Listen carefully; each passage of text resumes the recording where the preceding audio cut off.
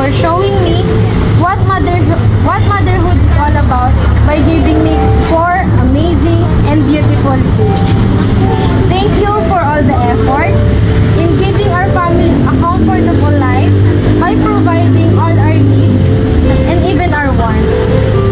Thank you for giving us your most available time without any hesitations, just to make more time with the kids and to make more memories that they will cherish and remember when they grow up. Thank you for giving us unconditional love. We truly appreciate your hard work and sacrifices to our family. We will always be here for you, no matter what happens.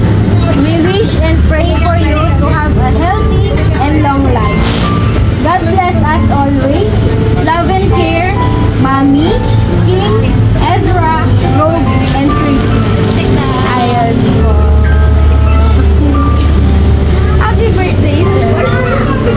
Ayan si Mama.